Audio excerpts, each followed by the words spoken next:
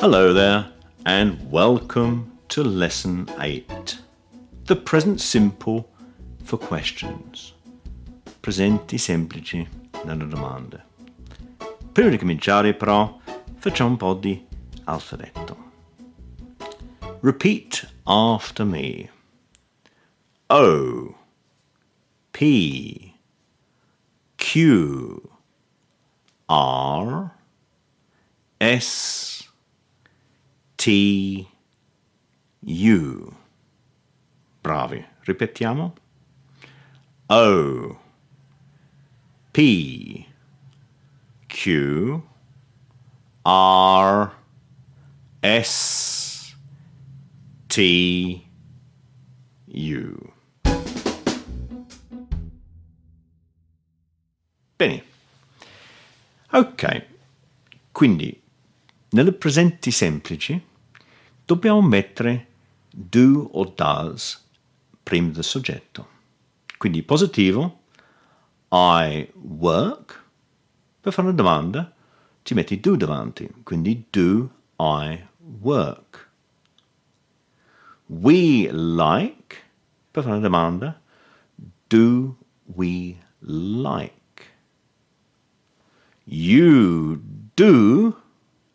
Domanda, do you do? They have. Domanda, do they have?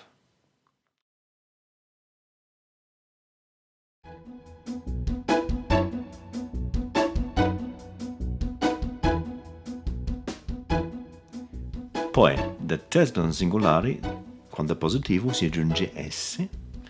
He works.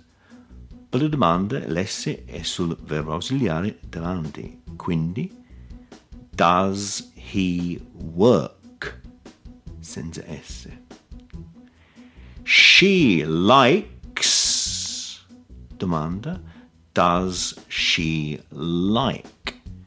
L'infinito senza S. It does. Domanda, does it do? Quindi l'ordine delle parole è sempre uguale.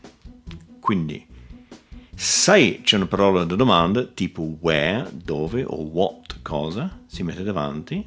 Dopo c'è il verbo ausiliare, do o does, poi il soggetto, quindi o tu o nome proprio o qualcosa, più il verbo all'infinito, quindi senza S, e poi tutto ciò, quello che rimane. Per esempio, do you work at the weekend?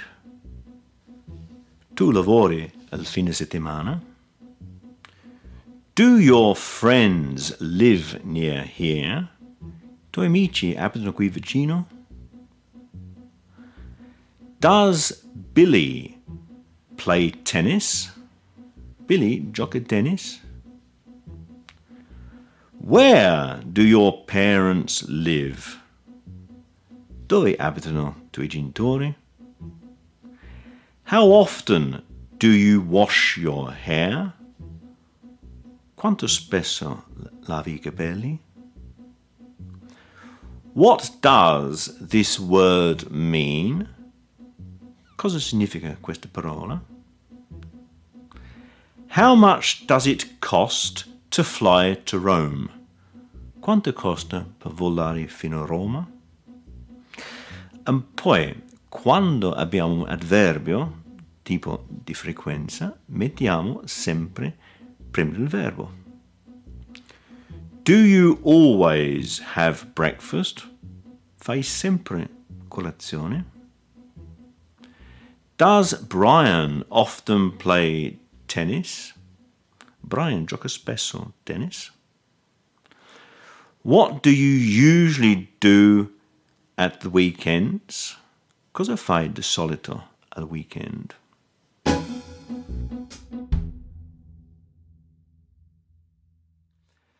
Poi, noi diciamo what do you do?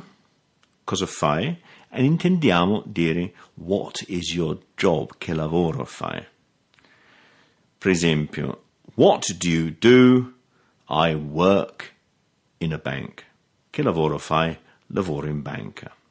Quindi devi ricordare, si mette il verbo ausiliare do insieme con I, we, you, they. Do they like music? Piace la musica?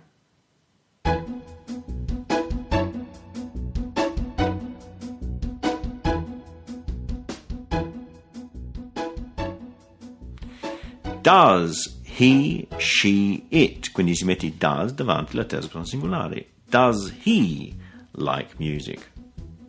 A lui piace la musica? Poi, nella risposta corta, se è vero, non è vero, si mette sempre questo verbo ausiliare. Quindi, yes, virgola, I, we, you, they do, o yes, virgola, he, she, it does, o se è negativo si mette no, virgola, I, we, you, they don't, oppure no, virgola, he, she, it doesn't. Do you play golf? No, I don't. Do your parents speak English? I tuoi genitori parlano inglese? Yes, they do.